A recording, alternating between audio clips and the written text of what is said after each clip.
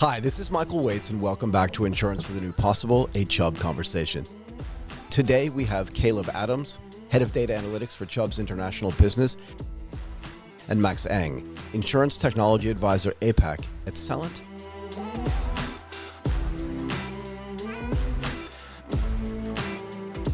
Kaleb, let's start with you. Can we get a little bit of your background for some context, and then we'll go to Max? Sure. So I've been in the industry for over 25 years. I came out of MIT and joined a U.S. insurer and then moved to Chubb about 12 years ago now. When I joined, it was to build out our data and analytics capability and, moved over to our international unit 2 years ago where I lead our data analytics now. Awesome. Max? Thank you. So I'm Max. I'm based in Singapore. So my background previously was in the data analytics space, working for the banks in terms of consumer banking, credit risk modeling, and so on. And from there, I did on machine learning with fintech in the region. And then from after that, I moved on to the insurance space, primarily to educate, at least to promote the usage of data analytics AI in the industry. Awesome. I'm really looking forward to having a great conversation about data analytics, data management, and the impact of data on the insurance business. Max, maybe we can start with you. Can you discuss some innovative ways insurers are utilizing big data to enhance customer experiences? The trend of the usage of big data has been shifting throughout the 4 years that I have been tracking the insurance sector. So when I first came into the industry from banking, data analytics AI was pretty much a new setup. Right. The use case we seen back then was like using typical singular use cases. For example, image recognition for claims estimation. So that was back then, and it was a very prominent case study. And we fast forward to today, how big data is being used, partly driven by strategy. Companies are seeing that strategy is the first thing that they have to decide on in terms of business and data. How do they combine that together? And then from there, determine how can they roll it out into the various value chain activities of insurance. And where data comes into play is that what kind of data can they use, what kind of data do they have, and how do they join all those data together to form a solution based on a model output in a data analytics sense. So the types of data we've been seeing is differing between life insurance. So for example, what I can give you is, in life, they're looking at health data. Can we use alternate health data from the hospitals, from the clinics, and combine that with the insurance data to possibly form up accelerated underwriting kind of analysis and recommendation. So what that does is that it actually reduces the need for a physical person to look through all the cases and to be underwritten or even have medical examinations. So those are kind of trends that is happening in the life space. For the P&C space, it's more towards like things like your sensor data, your IoT data. Could we use those to possibly embed parametric insurance in some of the products that they have? So things like, if you look at the recent climate kind of events happening around, especially in the region itself, can we make use of such data to inform the policyholders or even the insurers to build on such cases, and then you have better way of assessing and even like providing premiums for customers. So two examples from two line of businesses that I can give and how that has changed across the years. Really interesting. Sorry, go ahead. Yeah, I think you hit the nail on the head there, Max. When I started in the industry years ago, we'd use data analytics really just for pricing. You think about your typical auto risk, how we can price the business better. But to use your words, the value chain and how we got upstream in the value chain, with our data and analytics, and just from personal experience, my auto insurer, they wouldn't even give me a policy unless I was willing to put a device in the vehicles of my teenagers. So it goes and it speaks to the technologies and how insurers will have more data available to them and how they'll use that to have better underwriting, better marketing, better pricing, and even better claims experience.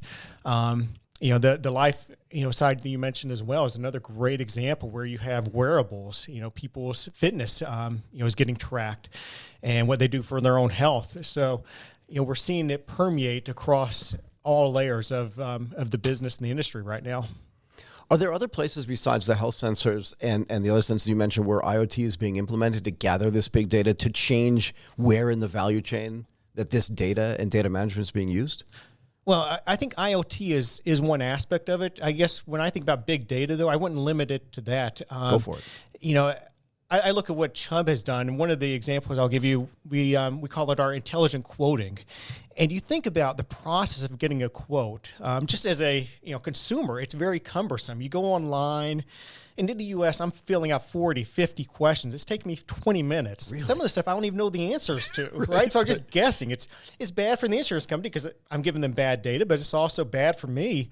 And so one of the things that we had done at Chubb is for our small commercial businesses, we pre-fill the application for them. You have a website, for your business. So we'll go to your website, we'll read the website, and we'll fill out the information. You have a property. A lot of that's public information, so we'll go and pull in your property data. And you can imagine from an insurer standpoint, if I have 40 questions and 36 of them are answered, well, that's just a much better experience there, and it's better for the insurance company because it will have more accurate information.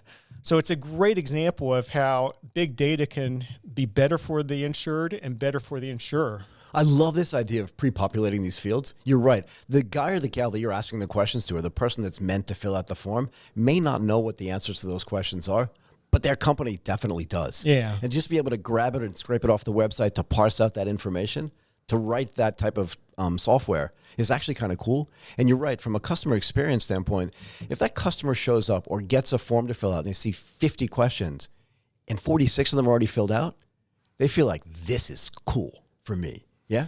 And you don't have to show it to them as well. So one of the things that when you do such a initiative is that you can just maybe ask them 5 questions and then they would think that this experience is pretty efficient, very quick.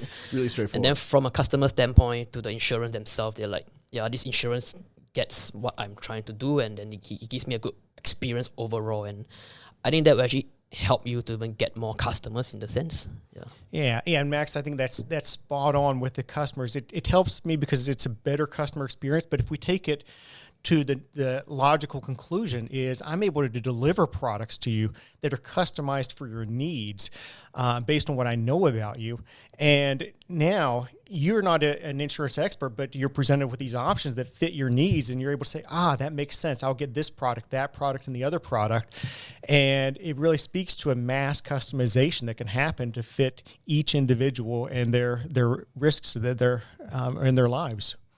Do you want to talk a little bit more about this personalization using data? And you also mentioned alternative health data as well. Maybe you can include that. But I do like this idea of making it like hiding the stuff that's already been done.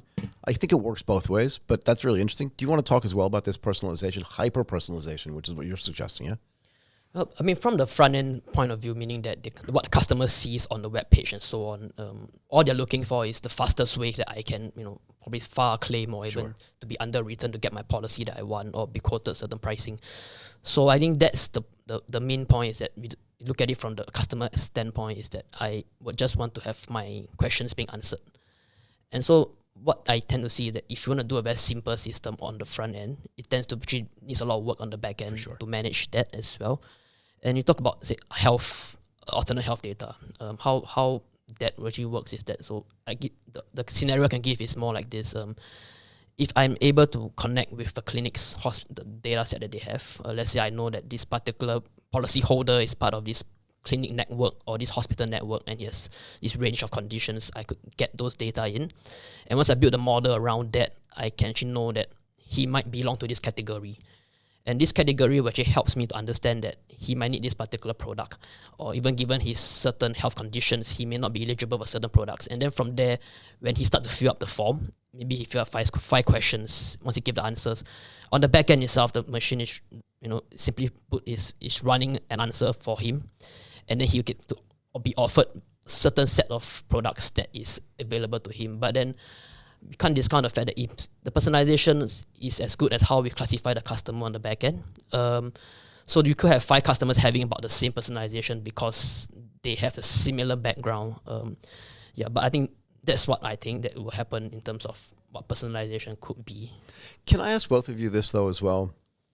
You're gathering all this data. We talked about big data, but now we're getting reams and reams of more and more data and alternative data. So the systems that you designed 5 years ago, 10 years ago, have had to adapt to all just more data, but also different data. What kind of challenges are there around that? That's a data management question more than just a data question. How has that changed over time? Yeah, I think the different types of data, what you said there, that's the hard part is Right. joining the data across different platforms and the types of information you have and being able to pull in data, for example, that I might web scrape on a business or that I might buy through a data vendor or Telematics data? telematics data. Right. And or even did I get from the web and from cookies or things like that, being able to join those into one single user ID is one of the challenges that we have, so we can make good use and harness that information. Yeah, how have those backend systems changed over time? Well, Max, you want to take this one? So, I mean, for backend systems, I would say the reality of it as well. Today, what we see, especially for composite insurers, meaning they sell life and P&C, that the systems are actually separate. Right. The idea was to bring them all together into a single layer, and then from there you can manage the data, possibly given like creating a data lake, and then from there you push out the data marts, and then you go to the business domains themselves, and then from there they can actually extract data that's relevant to them. So that is the ideal state that they want. That there are things like architecture design that you can consider. So I know of insurers who are looking at, say, at the data mesh architecture framework. So what that does is that it sort of brings together the business and technology in a single space. You manage your data or you organize your data according to their domain, and then from there they can pull it out based on what they need. And so that is, when we talk about the best case scenario, hopefully that's something that we can look forward to. But I think realistically speaking, it's not every insurer that has reached that stage yet. There are some that looks into, say, customer 360, like what you mentioned, to build them around a single customer view, and then from there you link them into the ecosystem. But that's where the challenge lies actually. So how do we get the consent, the data from the business units to release those data, or even going externally, how do we bring them in?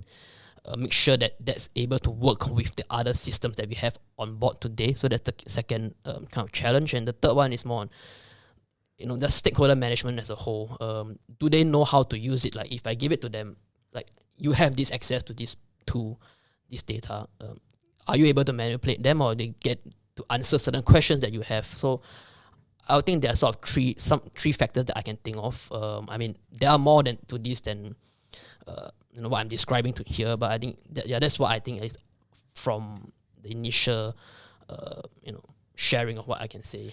Yeah. Max, you mentioned the people getting access to the data.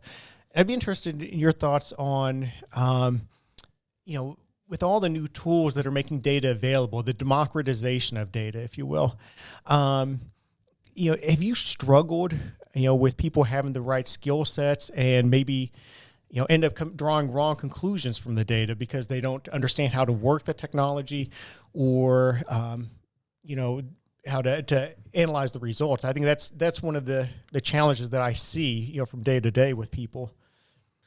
So I think one of the things that so when we come on data management as a way of advisory topics, one of the things that we will touch on is on literacy skill sets. So you can hire someone with, say, the insurance background. He knows the process, the value chain, how it works. And then you tell him, can you do something with the data that I have? I can open access to you. You can access it and you can write scripts around it to extract the data and possibly build models. So that's where the challenging parts come, because this person isn't trained on understanding like in depth how the model works and so on. And that's when companies could come in to say, could we offer like a Kickstarter course, building on their knowledge that they have today, and then what are they missing, fill in the gaps accordingly. Of course, a training program is not going to solve the challenge right away. It's just more of giving them exposure to certain keywords or certain resources that they can reach out to, and then from there they can build out their skill sets. If not, it's like like what you mentioned. If you give them a tool, but if I do not know how to use, say, a hammer, I do not know how to hammer along the nail, and it's going to be very difficult to get anything done. And even if you get it done, it's going to be a crooked nail.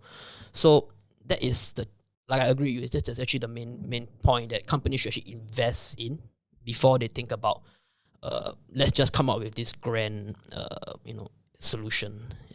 Yeah. Have you both seen a change in the hiring that's taking place? This data analysis and data science question is actually really important to me, really interesting to me. And it reminds me of me sitting on a trading desk, where in the old days you would just hire somebody who could make like a quick decision, who could understand like what was happening in the market. And at the end of the day, we started hiring engineers so they could actually program on the trading desk to make much faster, much more efficient trading decisions. So engineering used to be kind of like happening in the background. But do you see data analysis and data science moving into the front seats of the insurance industry as well? Yeah, I think that's a great observation where I personally see it in just how the business is run. A lot of our leaders now come from much more of a data and analytics background because insurance went from a, underwriting what's in my head business right. to Same. To something that is very much on the computer, being able to be more of a product manager and be able to comb through data and draw conclusions from looking at it. So I think that is one of the big emerging things that we've seen in the insurance industry. Yeah, because you're hiring this 360 person as opposed to someone who just does a task. Are you seeing the same things?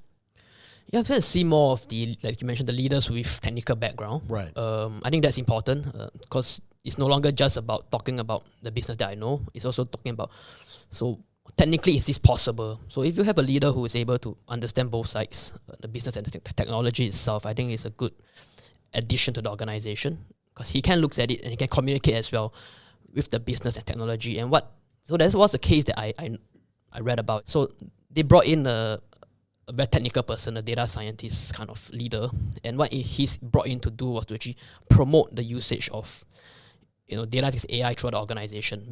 Before he came on board, it was actually quite not organized, and then he came in to say that this is what we should do. And what he did after that was to bring about change through his influence of what he knows technically and what is possible for the business.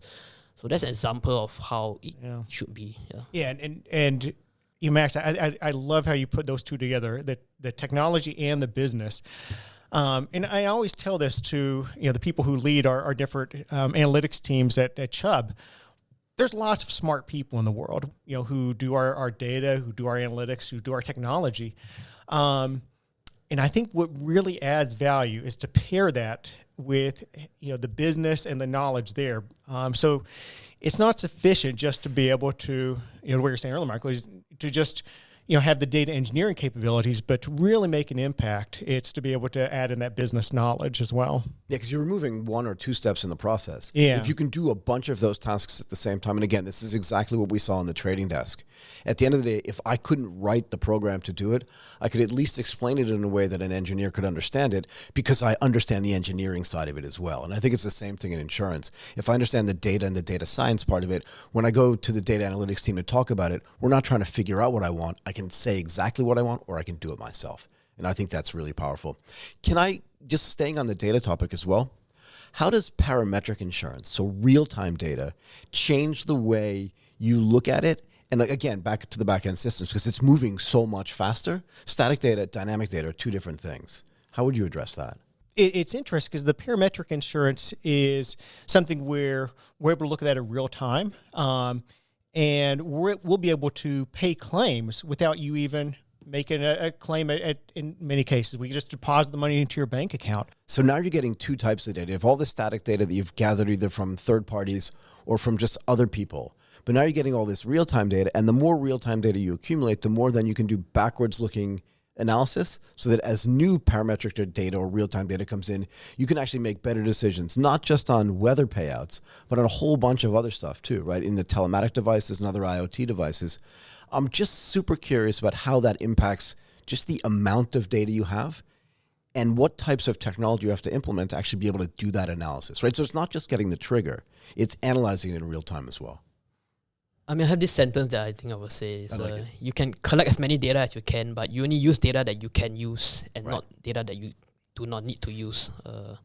So that actually shrinks down the question that you're asking is absolutely what kind of data are we collecting? What is crucial? What is important? I think that is the key point that we need to figure out. I mean, as insurers, you could I'd love to hear your views later, but what I think is more on like you can have a lot of data, but that does not mean that even you should just collect blindly. You should look at, so this is my use case problem that I want to solve. what are the variables that I have today in my organization? Do I need to go out there and source for certain sets? Do I need those sets? How do I get those sets? And then from there, you bring in things that are actually, in a way, important. Yeah. Yeah, I think what might be the most interesting thing about parametric products and the data is usually when we write or we create new products in insurance, we have to have a burn-in period where we learn.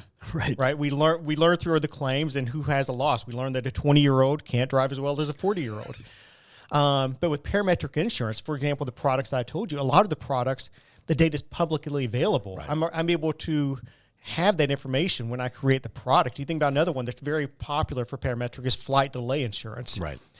I can just download all the flight stats data, and I know, and so I'm able to go in and build the products from the ground up without having that initial risk of learning as I pay claims. Right, because the data is already out there. Yeah, right. Yeah. So it's different than other stuff that you might actually have to calculate. Yeah. But do you think it solves the issue of consent for customers? Like, I think it'll depend on the types of products that you create. For example, if I'm offering a product on, the temperature and making sure that it doesn't go above 37 degrees. The consent's not going to be an issue there because I'm collecting it from the weather station. And again, the only consent I need is to give you money. But some of the products, I mentioned, the device in my vehicle, that's something where, I have to have consent to have the insurer have it. I have to plug the device in. So I think it depends on really what kinds of devices and data we're talking about there. Yeah, I totally agree with on the point, depending what you're collecting. So end of the day is what is the use case and what's the collection like, yeah. So let's spend a little bit of time talking about embedded insurance. Let's switch gears a little bit. This data conversation is super interesting. I feel like we could go on forever, but let's just switch gears a bit. Let's talk about embedded insurance. How is embedded insurance reshaping the overall insurance landscape, particularly for big platform businesses, if you know what I mean? Because they're also generating a ton of data, but then you're embedding it into their systems. How is that changing the landscape? Yeah, I think the first thing I'll say about embedded insurance, I think people talk about it like it's a new concept.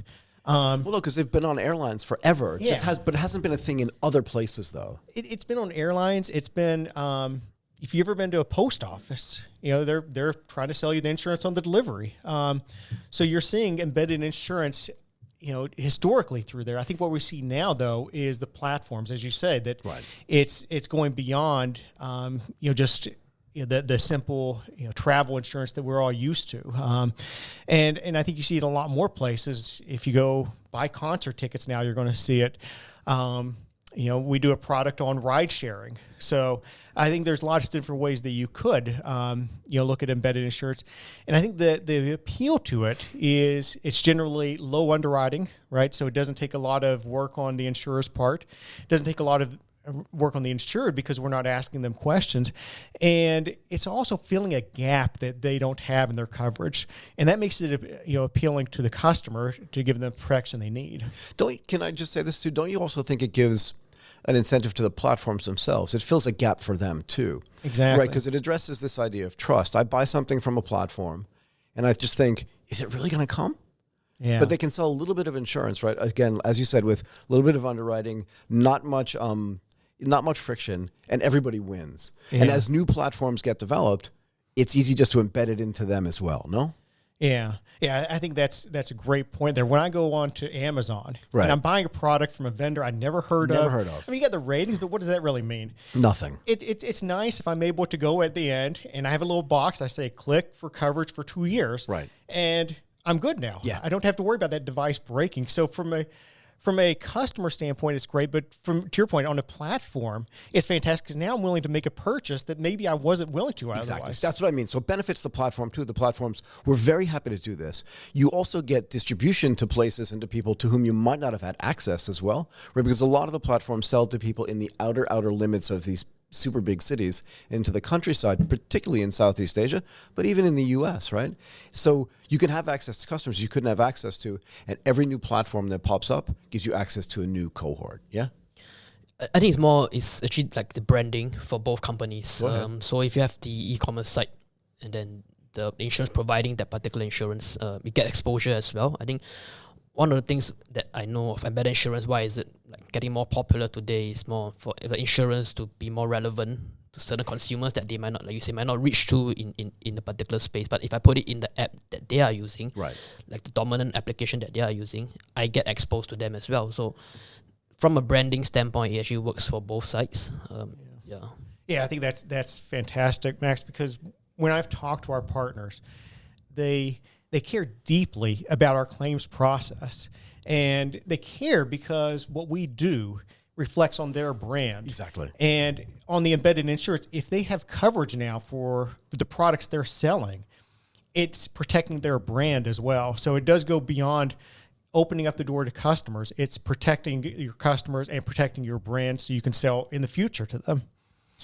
Because if I buy a bad product, that's okay as long as there's recourse. Right. Yeah. And you're going to take care of it and do it quickly. So I think it's a great example of how embedded could really be, something powerful for platforms going forward. I agree. And again, also access to new clients, right? And in a region where insurance is underpenetrated, do you think that having embedded insurance in simple products and in simple ways, it's kind of seamless and frictionless, that getting somebody, in a way, you almost want them to make a claim for this, right? Because it's probably going to be a small claim, but then they get to see the benefit of the insurance. Do you think that embedded leads into bigger and more sophisticated products as well? I'll let hear Caleb's view, but what I think about it is that if you sell affordable insurance as embedded proposition, the insurance standpoint is that you will have to sell quite a bit of that to match a certain target that you have from the insurance point of view. It will work for the consumers themselves because I get to buy insurance for maybe $1 or a couple of dollars, and then I get covered. But I sort of try to bring the question is how do I get the masses up there so that I fulfill the insurance, the objective as well. Because what I see is more like if the insurance doesn't have a stable product to begin with, like they're selling strong life P&C products, if I move into the embedded insurance space directly, there will come a point where the discussion will move like, how much am I, earning to grow the company as a whole? Yeah. So I think that's where I think there's a certain, can I say, tipping point as well? Yeah. Yeah, I think when I look at Chubb's business, and we operate in 54 countries, so we're in a lot of different markets. When I look at Chubb's business in markets that are not mature for insurance, Right. Like Southeast Asia, something like an embedded insurance is incredibly powerful because the customer doesn't have a mindset for, I need to go buy this protection or that protection. And I think it does start building on, thinking about their risk and how they can move those risks to an insurance company rather than retaining those risks Themselves. Yeah, which is not good for them. So I think I think you're spot on with it does open up the door for future purchase as they're able to see the benefits of insurance and develop the insurance market within the region. Yeah, I mean, look, I did a recording with a guy in India who said to me, and I think this is true in many places, but he said to me, every Indian family is one health debacle away from poverty. Yeah. Right. And if you can teach people, give them the literacy around what protection gives you if you break your bicycle or your motor scooter, and you think, what else can I protect? Getting back to health and to life, I think starts to resonate with people. That's what I think. You also mentioned this idea, and I think you as well, about partnerships. Yeah. So how do you envision the future of partnerships between insurance companies and tech giants, right? We know that some of the tech giants, Apple offers Apple Care, right? But how do you look at partnerships with these tech giants? Yeah, I think the first answer I'll give you is a tricky one, right? The tech giants, they know a lot about customers. They do. And I think from a partnership standpoint, that's one of the things they really bring to the table that nobody else in the world can, is all of the data and information they have about their customers. And it gets back to what we talked about at the outset, being able to customize products, being able to deliver those timely and meet some of their needs. Now, there's obviously a question that you raised earlier around customer consent, Max, and what a customer can give us or is willing to give us. And we want to make sure we comply with the different local regulations and any sort of expectations from the customers around that. But I think that's the most compelling part of it is our underwriting expertise, our knowledge of insurance, and the platforms, just their access to customers and their knowledge about them. I agree with the point of like the insurance having a specific knowledge and then tech players have their own knowledge base. So that you can have like, for example, a cloud service provider, what they offer the insurance is that So if an insurer wants to build their infrastructure on the cloud, and then they may have to fulfill certain regulations in a certain country which they wish to operate their offerings, how the cloud provider works with them is to provide them with a certain set of guidelines, or even a kind of a person to advise them on certain regulation that they need to fulfill in terms of hosting on the cloud. So that's one example of how the partnership could work. Both sides coming out with their expertise, knowledge, and it also benefits the tech providers themselves, because tech providers are not in a way known to be very well versed in insurance or certain verticals, but they are building up that particular expertise. So if an insurance were to partner with them, Right. you actually are providing that expertise to the cloud providers. Yeah. Yeah. Okay. Before I let you two go, I want to talk about this. We talked a lot about change, about implementing data change. But what we didn't talk about is culture. How important is it for management and for company culture to adapt to these changes? And particularly for these big technological changes, how do we affect that? Yeah, I think that is the 800-pound gorilla is trying to go after that. And I think it is no matter how smart you are, no matter how good your systems are, if you don't have buy-in, nothing's going to happen. Exactly. Fortunately at Chubb, we have a very good support from our senior leadership team, and I think that's the most important thing is getting the support at the top. I think the second thing that is really important is having the good IT systems to implement any sort of data and analytics platforms. Because if you don't have these within the workflow, whether it's internally for your underwriters and claims handlers or externally for your customers, everything's going to fail. So I think building in a seamless implementation is probably the most important thing to getting success out of any sort of data and analytics platforms you have. So do you do that at work, right? You're head of data analytics. How much time do you spend actually going to people and saying, we're going to do something new, we're going to do something different, and then sort of creating this buy-in? Do you know what I mean? Yeah, that is where we start and end every project. Right. Because if you don't do that, then you'll have a solution that's going to be collecting dust. Right. So we work very closely just to make sure it's exactly within how they want to receive the information and operate within it. It's it is the hard thing. In many respects, people think the analysis, the data engineering, that's the hard part. Yeah, no. That's the easy part. Technology has made it. I was at school 30 years ago. Right. We were doing all these proofs and matrix algebra. That's kind of useless now because of the advancement of technology. And so now it's what Max said at the beginning, that business understanding, being able to couple that with the technology. Max? I think my point is more on adding on what you just mentioned. It's more on the resistance to change. How do we get like the grassroots level to want to adopt your new solution that you're offering them? So one of the things I found that would work is more like, if I'm giving you a new solution, does it really help my existing work today? And how hard is it for me to transition to that new process? If that process is very complicated or difficult to just... You're just going to do it the old way. Yeah, I'm just going to do it the old way because I won't want to... Why do I want to relearn and spend my time on that? And then end of the day, what I get is that I lag behind my own work. Right. So that particular piece has to be, solved in a way. And then, of course, the management support is very important. If the messaging is to be out there and like telling them that this is something that will help you, and then how the management actually goes down to explain it and so on. I think that's how you could impact change, as long as the management actually shows that they are doing the change as well. They're participating in the change process. Yeah. So somebody mentioned data literacy early on in the conversation. One more thing, if you don't mind.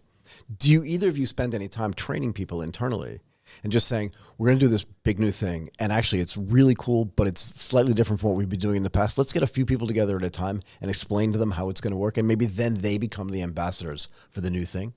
Yeah, and it's a great catch on your part, because that's specifically part of our process. We look for people who are early adopters on that, and who also have credibility. Because if you're an early adopter and you have credibility, you can go to your friends and family and make sure that they're bought into it. Right. So I think that's something that's really critical. I mean, even the research space, to share something that I would think I would like to do as well, is is to actually have the kind of data academy in the company itself, because not everyone is coming in with the same set of understanding of a particular topic. So if there's someone like who's trusted, they can come in and teach early to show you that this is the taxonomy that we want to work with. And even that actually helps in certain insurance companies that I come across as well. It's what you mentioned. Similarly, the data scientist himself, because he's well versed in the topic, he goes around giving talks and educating the organization. Okay. Guys, this was great. Kaleb Adams, Head of Data Analytics for Chubb's International Business, and Max Eng, Insurance Technology Advisor APAC at Celent. Really great stuff. Thank you so much for doing this today. Thank you. Thank you.